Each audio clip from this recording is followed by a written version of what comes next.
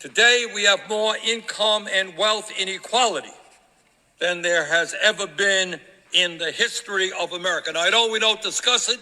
You don't see it much on TV. You don't hear it talked about here at all. But the American people do not believe that it is appropriate that three people, 1, 2, 3, Mr. Musk, Mr. Bezos, and Mr. Zuckerberg, three Americans own more wealth than the bottom half of American society, 170 million people. How did we go from one of the most prosperous societies the world had ever seen to today? Let's talk about it. Inequality is a call for action to resist fascism, to move forward in one direction.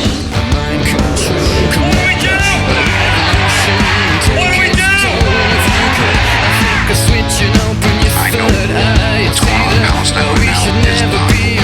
It's wrong. It is the dehumanization. It's the genocide. It's the ethnic cleansing of a specific people to take their land. I never before in my life have I called for mass protests, for mobilization, for disruption. But I am now. Welcome back to The Diode, Episode 3. I am your host, Drew, and this episode is From a Thriving Middle Class to Record Inequality. This is a long one today, running at just over an hour, so let's get into it. In the decades that followed World War II, the United States built what was by many measures the most prosperous and egalitarian society the world had ever seen. A powerful middle class, defined by stable employment, rising wages, affordable homes, quality public education, and a belief in upward mobility, formed the backbone of American economic life. Between the 1940s and early 1970s, economic growth was both rapid and broadly shared.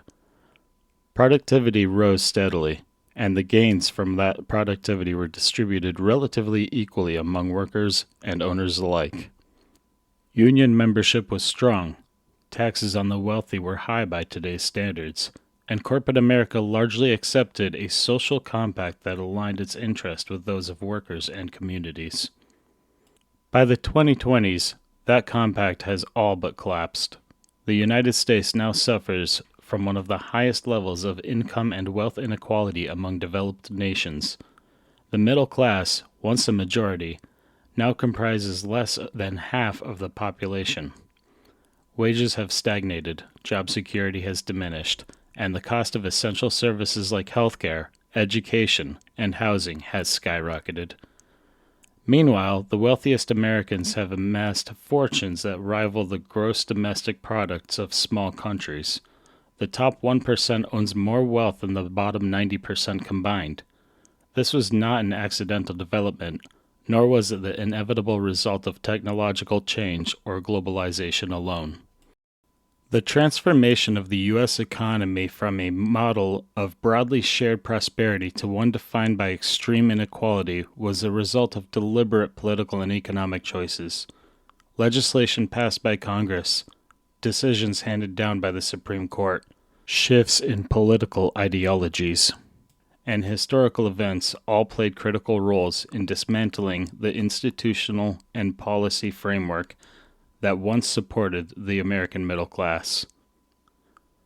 The decline can be traced to several key developments: the weakening of labor unions and collective bargaining, the rise of neoliberal economic policies in the late 20th century, tax reforms that disproportionately benefited the wealthy, judicial decisions that expanded corporate rights and diminished campaign finance limits, and deregulation of critical industries. These changes were underpinned by a growing political consensus, shared by both Democrats and Republicans from the late 1970s onward, that prioritized market solutions, deregulation, and privatization over public investment and worker protections. What follows is a detailed examination of this transformation. Beginning with the post-war golden age of American capitalism, the essay will explore how and why the social contract was rewritten in ways that favored capital over labor, wealth over wages, and corporations over communities. In doing so, it will highlight the political, legal, ideological mechanisms that enabled this shift and consider what might be done to reverse it. The Golden Era, Post-War Prosperity, and the Rise of the Middle Class, 1945 to 1970. The period from 1945 to 1970 is often referred to as the Golden Age of American capitalism, a time when the United States experienced unprecedented economic growth, a rapidly expanding middle class, and the broadest distribution of prosperity in the nation's history. This era was characterized not only by high GDP growth, but also by a social and political consensus that economic success should be broadly shared. Several key policies and institutional arrangements underpinned this prosperity. At the heart of the post-war prosperity was the Servicemen's Readjustment Act of 1944, better known as the GI Bill. Signed into law by President Franklin D. Roosevelt, the GI Bill provided returning veterans with a suite of benefits including low-cost mortgages, tuition for college or vocational education, and unemployment insurance. By 1956, nearly 8 million veterans had benefited from the education and training provisions alone. This massive investment in human capital helped create a generation of skilled workers, professionals, and homeowners, fueling an upward mobility and cementing the foundation of a robust middle class. Government investment in infrastructure during this period also played a pivotal role. The Federal Aid Highway Act of 1956, championed by President Dwight D. Eisenhower, created the Interstate Highway System, one of the largest public works projects in American history. These projects created jobs, connected markets, and spurred economic development in suburbs and rural areas. Equally important was the power of organized labor. At its peak in the mid-1950s, roughly one-third of all American workers were union members. Unions negotiated not only for higher wages, but also for pensions, health care benefits, and safer working conditions. In doing so, they lifted standards across entire industries. Union jobs allowed blue-collar workers to achieve a standard of living that would have been unimaginable just a generation earlier. Even non-union employers often matched union standards to compete for labor. Unions also played a critical political role. The AFL-CIO and other labor organizations were integral to the Democratic coalition that supported civil rights legislation, Social Security expansion, and Medicare. Labor's political clout helped ensure that public policy remained focused on the needs of the working people. During this period, the federal tax code was far more progressive than it is today. In the 1950s and early 1960s, the top marginal income tax rate was over 90%, though few paid that rate due to deductions and credits. More importantly, capital gains were taxed at rates comparable to income, and corporate taxes made up a significantly larger share of federal revenue than they do today. This tax structure funded robust public investments that helped moderate income inequality. It also discouraged excessive executive compensation and speculative financial behavior. Corporate America largely embraced a philosophy of stakeholder capitalism, in which the interest of the employees, communities, and shareholders were all considered. CEOs earned roughly 20 times more than their average employees, compared to 300 to 400 times more today. The post-war period also saw a massive expansion of home ownership, particularly through suburban development. This was made possible with several federal policies. The Federal Housing Administration, FHA, and the Veterans Administration, VA, offered loan guarantees and subsidized mortgages, making it possible for millions of families to purchase homes with low down payments and affordable monthly costs. The 30-year fixed-rate mortgage became the cornerstone of middle-class security. Suburban development, exemplified by the creation of communities like Levittown, represented more than just housing.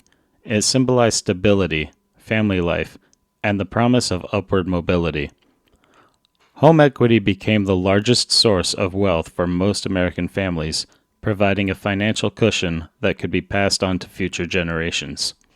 However, these housing policies were also marred by exclusion and discrimination. Federal agencies promoted redlining, systematically denying loans to Black Americans and steering them into segregated urban neighborhoods. The GI Bill's benefits were disproportionately distributed to white veterans, and many Black families were locked out of the prosperity boom. While the middle class grew overall, this growth was racially uneven and laid the groundwork for today's racial wealth gap. Higher education became far more accessible during this era, thanks in part to the GI Bill and to expanding state support for public universities. Many state college systems adopted low or no tuition policies, making higher education attainable for middle and working class families. College attendance surged, increasing the supply of skilled labor and rising productivity. Public investment in primary and secondary education also contributed to social mobility. The 1954 Supreme Court decision in Brown v. Board of Education began to challenge the separate and unequal system of education in the South, although implementation was slow and uneven. The federal government began to take a more active role in education with the National Defense Education Act of 1958 and later the Elementary and Secondary Education Act of 1965 under President Lyndon B. Johnson's Great Society. Education functioned as a powerful equalizer, though, again, these gains were disproportionately experienced by white Americans, and racial inequality remained deeply embedded in the system. Throughout this period, the federal government played an assertive role in shaping economic outcomes. This was a legacy of the New Deal era, which had dramatically expanded the government's role in regulating labor, finance, and industry. Policies such as Social Security, unemployment insurance, and the minimum wage created a basic social safety net. The Fair Labor Standards Act helped establish workweek norms and overtime protections. The post-war consensus, sometimes referred to as the New Deal Order, held that government intervention was necessary to ensure economic stability and fairness. Both Republicans and Democrats accepted this premise, albeit with varying degrees of enthusiasm. President Eisenhower, a Republican, preserved most of the New Deal programs that publicly defended labor unions and progressive taxation. This bipartisan agreement helped stabilize the economy and limit the excesses of corporate power. Trust busting and antitrust enforcement were still robust during this era, ensuring that monopolies did not distort markets or concentrate political power.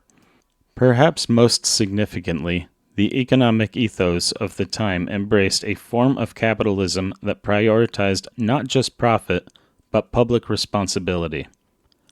Corporations took seriously their commitments to employees, retirees, and local communities. CEOs of the era often rose through the ranks and viewed themselves as stewards of both their companies and their country. Long-term investment and sustainable growth were more important than quarterly earnings or shareholder payouts. This sense of civic duty was reflected in political discourse as well. President John F. Kennedy's call to ask, "What can you do for your country?" exemplified the spirit of shared sacrifice and national purpose that defined the era. Despite the many strengths of the post-war model, it was not without flaws. The benefits of economic growth were distributed unequally across lines of race, gender, and geography. Women were largely excluded from many of the economic gains, often relegated to unpaid domestic labor or low-wage service jobs. People of color, particularly African Americans, faced entrenched discrimination in employment, housing, and education.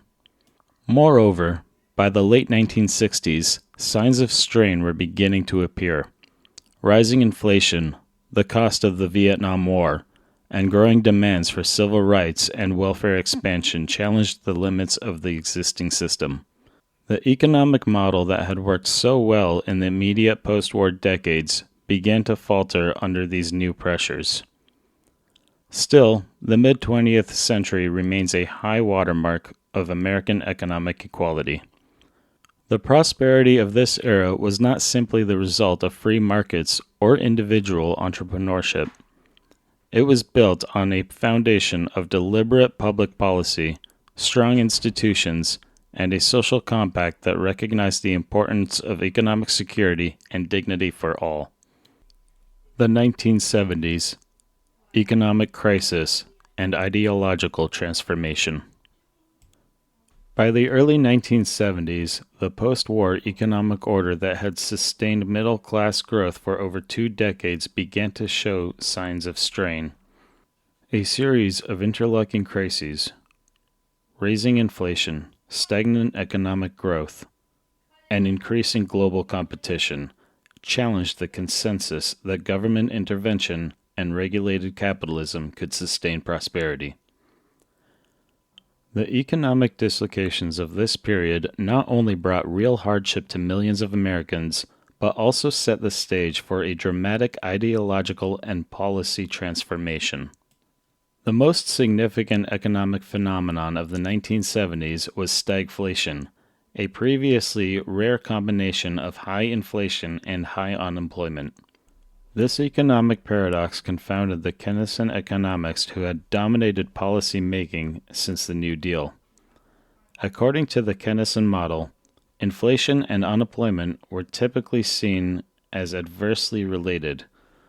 Government could increase demand to reduce unemployment or restrain it to combat inflation. The simultaneous rise of both indicators posed a serious challenge to this theory. Stagflation had multiple causes.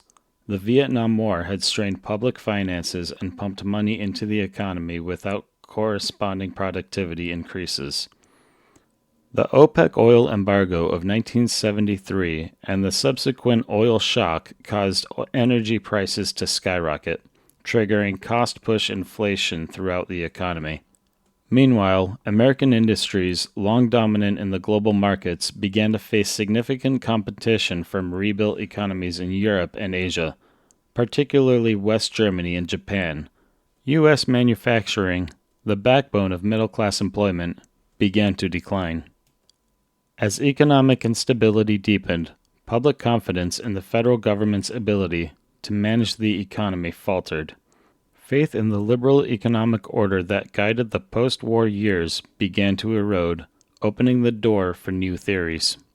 In this climate of disillusionment, a new economic ideology began to gain ground: neoliberalism.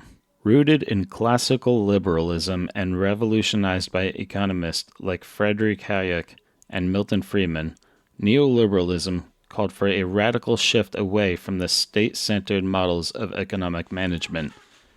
It emphasized individual freedom, deregulated markets, privatization, and a reduced role for government in the economic life.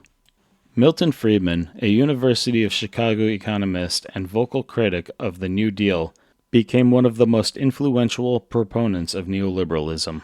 Through books like Capitalism and Freedom, 1962, and his widely viewed PBS series, Free to Choose, 1980, Friedman argued that government interference distorted markets, curtailed individual liberty, and produced inefficient outcomes. He criticized everything from Social Security to public schools to the Federal Reserve's monetary policy. One of Friedman's most enduring legacies was a doctrine of shareholder primacy. The idea that the sole purpose of a corporation was to maximize returns for its shareholders. This stood in stark contrast to the stakeholder model of the post-war period, which had prioritized a balance between the interest of the employees, communities, and owners.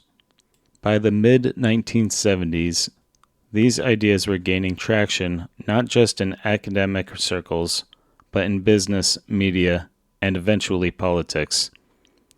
Think tanks like the Heritage Foundation and the American Enterprise Institute promoted neoliberal policy proposals, while corporate lobbying organizations like the Business Roundtable and the Chamber of Commerce began to assert themselves more aggressively in Washington. A key turning point came in 1971 when future Supreme Court Justice Lewis Powell penned a confidential memo to the U.S. Chamber of Commerce. In the memo, Powell warned that American free enterprise was under attack from socialists, radicals, and the academic and intellectual community. He urged corporate America to become more politically active, to influence public opinion, and to fund institutions that could promote pro-business ideology. The Powell Memorandum served as a blueprint for a new era of corporate activism. In the years that followed, there was a massive increase in business lobbying, campaign contributions, and the establishment of policy institutions aimed at reshaping public debate. This growing influence would soon bear fruit as conservative politicians adopted neoliberal principles as part of their platform. Even before Ronald Reagan's presidency, labor unions were under mounting pressure. Economic shifts made organizing more difficult, especially as manufacturing jobs declined and service sector employment, typically non-unionized, increased. New technology reduced demand for certain types of labor, and employers began adopting more aggressive anti-union tactics. Inflation also eroded real wages, and as unemployment rose, workers lost bargaining power. Public frustration with strikes, particularly in the public sector, began to grow. High-profile labor disputes, such as the 1970s U.S. Postal Workers' strike, created political backlash, further weakening labor's position. The weakening of organized labor had broad implications.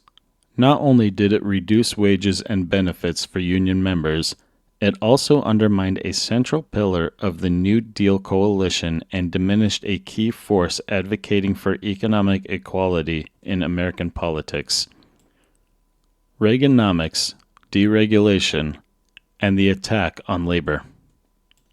By 1980, the ideological groundwork laid in the 1970s found a powerful champion in Ronald Reagan, whose presidency marked a decisive turn toward neoliberal economic policies. Elected amid economic malaise and widespread disillusionment with government, Reagan promised to get government off our backs and restore American prosperity through free market principles. His administration became the testing ground for many of the theories advanced by Milton Friedman and other neoliberal thinkers, and the results would transform the American economy for decades. Reagan's electoral victory in 1980 signaled a seismic shift in American politics. His campaign promised tax cuts, deregulation, a strong military, and a renewed sense of American greatness. Central to his economic message was supply-side economics, the belief that reducing taxes, particularly on businesses and high earners, would spur investment, increase production, and ultimately lead to greater economic growth. At the heart of supply-side theory was the Laffer curve, which posited that lower tax rates could actually increase government revenue by stimulating economic activity. Although controversial among mainstream economists, the theory gained traction among conservative policymakers and provided the intellectual justification for large-scale tax cuts. One of Reagan's first major legislative victories was the Economic Recovery Tax Act of 1981. It slashed the top marginal income tax rate from 70% to 50%, with further cuts enacted in 1986, eventually bringing the top rate down to 28%. Corporate taxes were also reduced, and capital gains tax rates were lowered dramatically. While these measures disproportionately benefited the wealthy, they were sold to the public as necessary to spur growth that would trickle down to all segments of society. In reality, the promised boom was uneven. The economy did recover from the early 1980s recession, but the benefits were highly skewed. Income and wealth began to concentrate at the top, while wages for middle and working class Americans stagnated. Meanwhile, the federal deficit ballooned, partially due to a massive increase in military spending. Reagan's economic agenda extended well beyond tax policy. His administration aggressively pursued deregulation across multiple sectors. Financial markets were a primary target. Reagan relaxed New Deal-era restrictions on banking, leading to the proliferation of new financial instruments and the growth of the speculative finance sector. The savings and loan industry was deregulated in the early 1980s, leading to reckless lending and a crisis that would ultimately cost taxpayers over $100 billion. Airlines, telecommunications, and energy markets were also deregulated, leading to increased competition, but also greater instability and corporate consolidation. While some consumers benefited from lower prices in certain markets, deregulation also undermined job security and weakened oversight mechanisms that had previously protected the public interest. Environmental and workplace regulations were gutted, and the federal government dramatically reduced funding for enforcement agencies. The result was a shift in power from workers and consumers to corporations, who now faced fewer constraints and greater freedom to pursue profits at any cost. One of the most symbolic events of Reagan's presidency was his handling of the Professional Air Traffic Controller Organization, PATCO, strike in 1981. When over 11,000 air traffic controllers walked off the job demanding better working conditions and higher pay, Reagan declared the strike illegal and fired them en masse. The move was unprecedented, and it sent a chilling message to unions across the country. The PATCO episode marked the beginning of a broad-based assault on organized labor. Employers took cues from the federal government and began adopting more aggressive union-busting tactics, including hiring permanent replacement workers during strikes. The National Labor Relations Board under Reagan appointees turned increasingly hostile toward labor, further tipping the balance of power toward employers. Union membership, already in decline, began to collapse. By the end of the 1980s, less than 17% of American workers were unionized, down from over 30% in the 1950s. The weakening of labor not only reduced bargaining power of workers, but also diminished the political clout of an institution that had once been a key advocate for equitable economic policy. Beyond policy changes, Reagan's presidency fundamentally altered the ideological landscape. He championed the idea that government was not the solution to economic problems, but the problem itself. His famous quip, "The 9 most terrifying words in the English language are, 'I'm from the government and I'm here to help,' encapsulated a broader cultural shift that equated public programs with inefficiency and dependency. This shift had profound consequences. Public trust in government continued to erode, and efforts to expand social welfare programs became politically toxic. The Reagan era redefined civic life in America, emphasizing individual responsibility over collective action and market solutions over public investment. Programs like food stamps, welfare, and public housing faced increasing scrutiny and budget cuts. The social safety net was frayed, even as poverty rates began to climb and economic inequality widened. Government was increasingly seen as a provider of corporate subsidies and defense contracts, not as a guarantor of social equity or economic stability. Clinton, bipartisan consensus, and the entrenchment of inequality. By the early 1990s, the neoliberal revolution was no longer a purely Republican project. With the election of Democrat Bill Clinton in 1992, neoliberalism became a bipartisan consensus. Rather than reversing Reagan-era policies, Clinton extended many of them under the mantra of modernization and fiscal responsibility.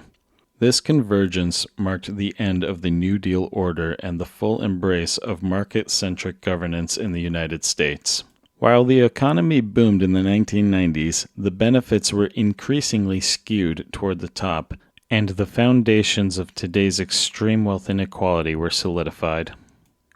Clinton's campaign positioned him as a New Democrat, part of the centrist Democratic Leadership Council, which sought to distance the party from its image as the defender of big government. In practice, this meant adopting many of the policy prescriptions of the right: deregulation, deficit reduction, and market-based solutions to social problems. Upon taking office, Clinton abandoned his initial plans for public investment and stimulus in favor of deficit reduction to appease bond markets and gain Wall Street's confidence. His administration emphasized balanced budgets, free trade, and limited government, effectively making peace with the neoliberal agenda that Reagan had begun. This realignment was symbolized by Clinton's famous declaration in his 1996 State of the Union address: "The era of big government is over." One of the most consequential aspects of Clinton's presidency was the continuation and expansion of financial deregulation. Under pressure from Wall Street and backed by economists who argued that innovation in financial markets would drive growth, Clinton signed into law several pieces of legislation that profoundly reshaped the economy. The most significant was the Gramm-Leach-Bliley Act of 1999, which repealed the Glass-Steagall Act's separation between commercial and investment banking. This allowed financial institutions to grow larger, riskier, and more interconnected, setting the stage for the 2008 financial crisis. Additionally, the Commodity Futures Modernization Act of 2000, also signed by Clinton, exempted over-the-counter derivatives like credit default swaps from regulation. These opaque financial products would later play a central role in the subprime mortgage meltdown. These moves were cheered by Wall Street and credited with fueling the 1990s boom. But they also encouraged speculative behavior, increased systemic risk, and concentrated power in the hands of a few massive financial institutions. Clinton also turned his attention to social welfare programs, aiming to show that Democrats could be tough on perceived dependency. In 1996, he signed the Personal Responsibility and Work Opportunity Reconciliation Act, which replaced aid to families with dependent children with temporary assistance for needy families. The new system imposed time limits and work requirements, radically reducing the number of people receiving direct cash assistance. While touted as a success by some due to the declining welfare rolls, the reform plunged many vulnerable Americans into deeper poverty, especially during economic downturns. TANF's block grant structure allowed states to divert funds away from direct aid, resulting in a patchwork of inadequate support across the country. Combined with earlier tax cuts and deregulation, welfare reform represented a retreat from the social contract that had defined mid-20th century America. Clinton also championed globalization and trade liberalization, most notably through the North American Free Trade Agreement, NAFTA, which he signed into law in 1993. NAFTA eliminated trade barriers between the U.S., Canada, and Mexico, and was followed by the admission of China into the World Trade Organization in 2001 under George W. Bush, but with bipartisan support. While these agreements lowered consumer prices and boosted corporate profits, they also contributed to the decline of American manufacturing. Many companies offshored production to take advantage of cheaper labor abroad, leading to factory closures and job losses in the U.S., particularly in the industrial Midwest. These deindustrialized regions would later become hotbeds of political discontent. Trade liberalization widened the gap between winners and losers in the U.S. economy. High-skilled workers in finance and tech reaped the rewards, while low- and middle-skilled workers faced stagnant wages, job insecurity, and eroding benefits. The late 1990s saw explosive growth in the tech sector, culminating in the dot-com boom. Venture capital poured into Silicon Valley, stock prices soared, and a new class of tech billionaires emerged. While unemployment dropped and overall economic growth was strong, wealth and income inequality continued to rise. The gains of the 1990s were highly concentrated. According to economist Thomas Piketty and Emmanuel Saez, the top 1% captured a growing share of national income throughout the decade, reversing the egalitarian trends of the post-war period. The stock market became a primary driver of wealth, but ownership remained concentrated among the affluent. Home ownership, once a path to middle-class stability, began to decline relative to the rise in real estate speculation and financialization. Even as productivity continued to rise, wages for the median worker remained largely stagnant. The link between a growing economy and rising incomes for average Americans had been broken. By the early 2000s, both major political parties had embraced the fundamental tenets of neoliberalism. Government policy favored markets over regulation, individualism over collective welfare, and corporate power over labor rights. President George W. Bush, Barack Obama, and even Joe Biden, in his earlier Senate years, all operated within the framework laid out by Reagan and Clinton. This consensus explains why financial executives avoided accountability after the 2008 crash, why wages have not kept pace with productivity, and why the social safety net has continued to shrink despite increasing need. The neoliberal turn, initiated in the 1970s and cemented in the 1990s, redefined the American economic model in ways that hollowed out the middle class and laid the foundation for the extreme wealth concentration we see today. The rise of financial markets and the decline of industrial capitalism. By the 1980s, the structure of the American economy was shifting fundamentally. Whereas the post-war era had been dominated by industrial capitalism, centered on the production of goods and the employment of a broad middle-class workforce, the late 20th century saw the ascendance of financial capitalism. In this new model, profit increasingly derived not from manufacturing, innovation, or labor productivity, but from speculation, debt, and financial engineering. In the decades after World War II, America's economic strength rested on its industrial base. Unionized factories employed millions, offering stable jobs with good wages and benefits. But globalization, technological change, and political decisions to favor finance over industry gradually dismantled that model. Manufacturing jobs were outsourced or automated, and entire industries, steel, textiles, electronics, were hollowed out. In their place, financial services emerged as the new engine of the economy. By the early 2000s, finance accounted for over 40% of corporate profits in the United States, a stunning reversal from the 1960s, when industrial firms like General Motors and General Electric were dominant. Wall Street rose to power not just economically, but culturally and politically. The values of finance, risk-taking, short-term profit maximization, and shareholder supremacy began to permeate corporate America. CEOs were increasingly evaluated not on long-term growth or employee welfare, but on quarterly earnings and stock price performance. One of the most transformative developments of this period was the rise of financial engineering.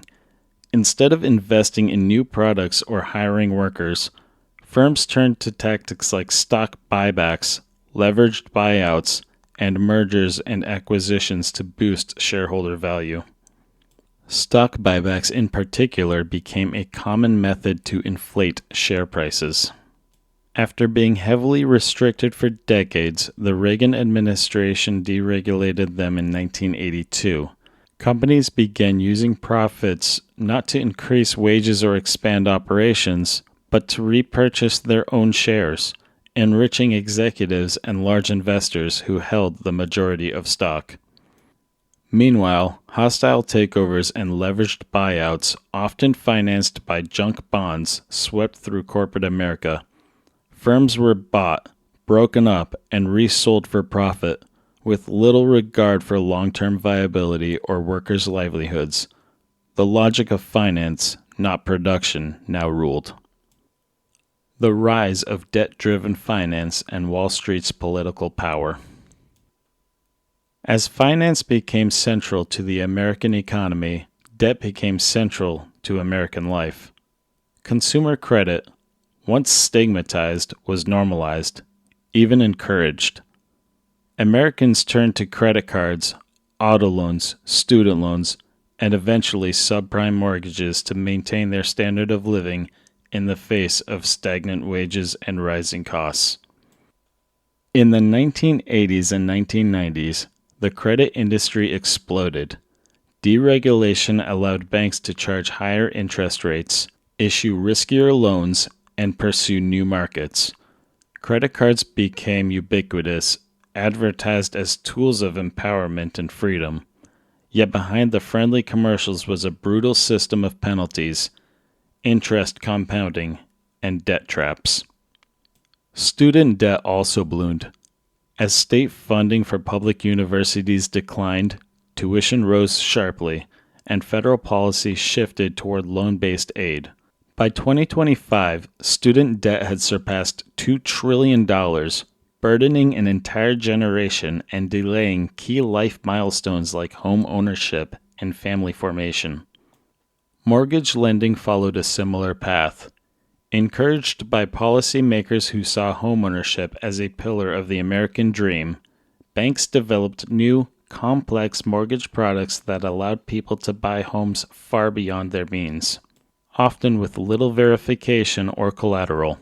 These subprime loans were then bundled, securitized, and sold to investors, spreading risk across the global financial system. As the financial sector grew, so did its influence in Washington. Campaign contribution from banks and hedge funds skyrocketed. Former financial executives occupied key roles in government and regulatory agencies, blurring the lines between public service and private profit. The phenomenon of the revolving door, where regulators took jobs in the industries they oversaw, undermined oversight and accountability. Lobbying by firms like Goldman Sachs, JP Chase, and Citigroup shaped tax laws, financial regulations, and trade agreements. Financialization also distorted corporate priorities. Rather than investing in employees or research, many companies prioritized pleasing investors. Private equity firms bought out companies, loaded them with debt, extracted value, and exited, often leaving layoffs, bankruptcies, and shuttered facilities in their wake. By the early 2000s, Wall Street was not just a part of the economy, it was the economy, and it would soon bring the entire system to the brink of collapse. The 2008 financial crisis and the consequences of inaction. The culmination of financial excess arrived in 2008, when the subprime mortgage market collapsed, triggering a global financial meltdown. Banks failed, credit markets froze, and millions lost their jobs, homes, and savings. The crisis laid bare the dangers of unregulated finance and the hollowness of the economy's foundations. At the heart of the crisis was a vast system of mortgage-backed securities, collateralized debt obligations, and credit default swaps. These instruments were poorly understood, yet widely traded and highly leveraged. When housing prices began to fall, defaults rose, and the entire structure unraveled. Lehman Brothers declared bankruptcy. AIG was bailed out. Major banks like Bank of America and Citigroup teetered on collapse. The government rushed to contain the fallout with the Troubled Asset Relief Program, TARP, a $700 billion rescue package funded by taxpayers. While the bailout stabilized the financial system, they failed to address the root cause of the crisis or punish those responsible. No major Wall Street executives went to jail. The firms that had caused the collapse were not broken up, but became larger. The Federal Reserve lowered interest rates and launched quantitative easing, pumping trillions into financial markets, further inflating asset prices and benefiting the wealthy.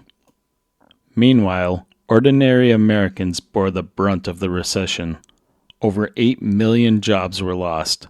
Home foreclosures soared. Retirement savings vanished.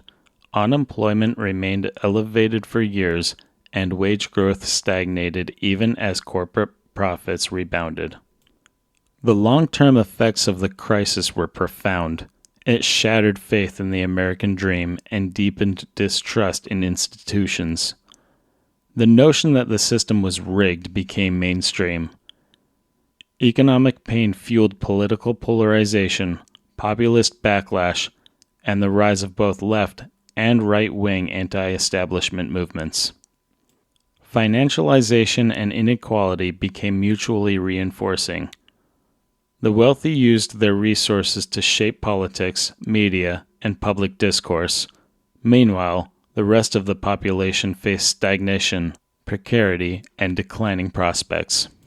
Despite some reforms, like the Dodd-Frank Act, structural change was limited. The basic architecture of the neoliberal financial order remained intact. Wall Street continued to dominate the economy, and the conditions that had produced the crisis, deregulation, speculative risk, corporate consolidation, persisted. The political capture and erosion of democracy. As wealth became increasingly concentrated in the hands of a small elite, so did political influence. In a democratic society, one person is supposed to have one vote. In practice, however, wealth grants disproportionate access to policymakers, institutions, and the media. Billionaires and large corporations used their resources to reshape the American political system to protect and expand their interest. Campaign contributions became a central lever of influence. Political action committees, PACs, and later super PACs emerged as powerful tools for funneling millions into elections. Wealthy donors gained privileged access to lawmakers, influencing legislation behind closed doors. Lobbying spending grew exponentially. By the 2010s, there were more registered lobbyists in Washington than members of Congress, and most worked for corporate interest. This dynamic led to a systematic bias in policy making. Studies, such as those by political scientists Markin Gillens and Benjamin Page, showed that when the preferences of economic elites diverged from the average voter, political outcomes overwhelmingly favored the wealthy.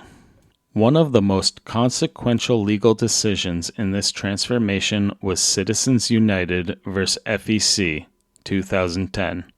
The Supreme Court ruled that corporations and unions could spend unlimited amounts on political advertisements provided they did not coordinate directly with candidates. This decision equated money with speech and removed key limits on campaign financing. The result was a flood of dark money into elections. Billionaires could now shape public discourse, fund sympathetic candidates, and bankroll issue campaigns without public accountability. The super rich effectively became kingmakers, distorting the democratic process and reducing electoral competition.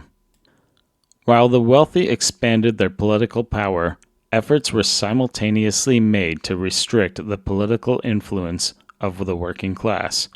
particularly through voter suppression. States passed laws requiring voter IDs, reducing polling locations in minority neighborhoods, and purging voter rolls. These measures disproportionately affected low-income voters, students, and people of color. The 2013 Supreme Court decision in Shelby County v. Holder gutted the Voting Rights Act of 1965, removing federal oversight from jurisdictions with histories of discrimination. In the years that followed, voter suppression efforts increased dramatically, undermining the democratic principle of equal access to the ballot. Partisan gerrymandering further entrenched elite dominance. Political maps were redrawn to maximize the power of incumbents and specific parties, often favoring those who represented wealthier, whiter, and more conservative constituencies. In many states, a minority of voters could elect a majority of legislators, creating a disconnect between public will and policy outcomes. The Senate and Electoral College also amplified minority rule. Rural, less populous states, often more conservative and wealthier in land-based assets, have disproportionate power in both bodies, further skewing representation away from the diverse urban working class. The role of the courts and judicial decisions.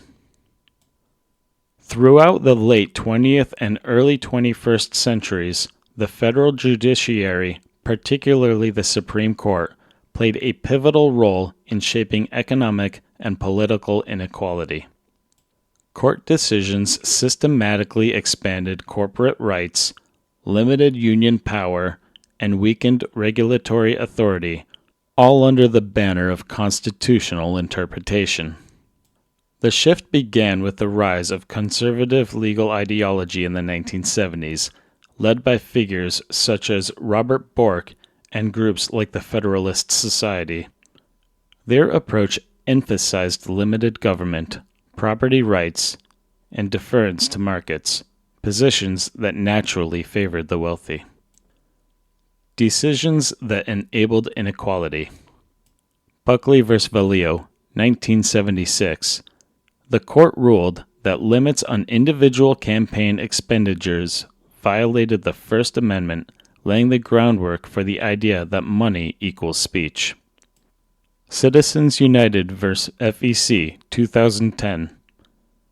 Allowed unlimited independent political spending by corporations and unions, opening the floodgates for dark money in politics. Janus v. AFS-CME, 2018, struck down mandatory union fees for public sector workers, severely weakening unions' ability to organize and advocate for collective bargaining. Epic Systems Corp. v. Lewis, 2018, upheld mandatory arbitration clauses in employment contracts, preventing workers from joining class action lawsuits against employers. These rulings not only tilted the legal playing field in favor of capital, but also eroded democratic checks on corporate behavior. Corporations gained personhood rights, while labor protections, consumer rights, and regulatory powers were curtailed. The courts also played a role in dismantling New Deal-era regulations. They ruled against environmental, labor, and financial protections, often invoking free enterprise or property rights. Deregulation efforts were framed not as political decisions, but as constitutional mandates, shielding them from democratic debate. The judiciary became a critical arena for conservative movements aiming to reshape the state. Through strategic litigation and appointments, they succeeded in locking in policies that Congress might not have been able to pass legislatively. Cultural and ideological shifts, from solidarity to individualism. The rise of neoliberalism was not only economic and political, it was also cultural. Since the 1980s, American values have shifted from collective well-being to personal responsibility. Where once unions, public institutions, and shared prosperity were emphasized, the dominant narrative became one of self-reliance and market discipline. The ideological change did not happen organically. It was the result of deliberate efforts by think tanks, media outlets, and politicians to redefine the terms of public discourse. The Heritage Foundation, Cato Institute, American Enterprise Institute, and others funded by the Koch brothers and similar donors shaped public opinion through books, op-eds, pundits, and educational programs.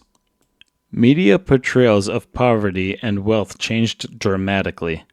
The poor were increasingly depicted as lazy, irresponsible, or fraudulent. Welfare queen myths and crime panic stories justified cuts to social programs and harsh criminal justice policies. Meanwhile, the wealthy were celebrated as geniuses and job creators.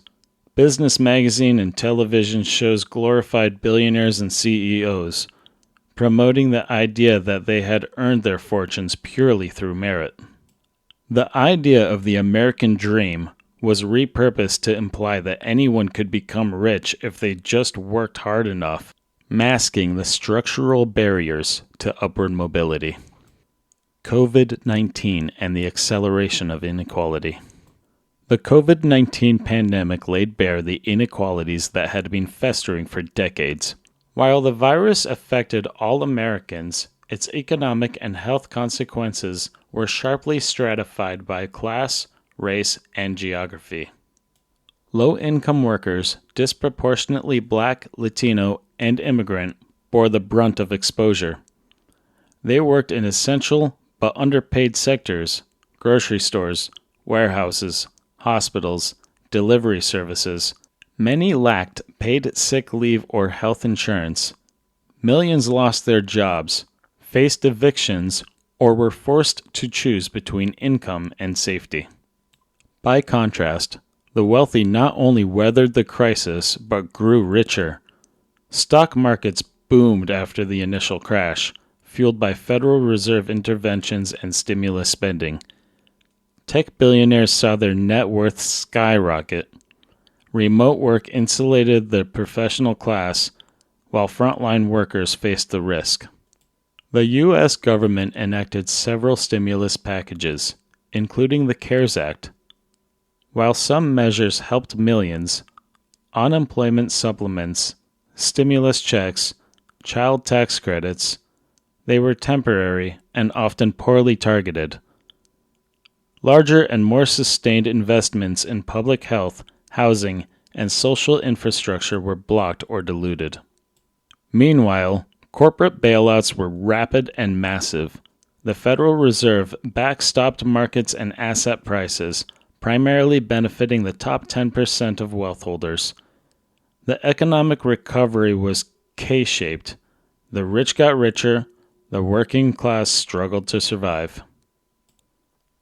Conclusion: where we are and what can be done.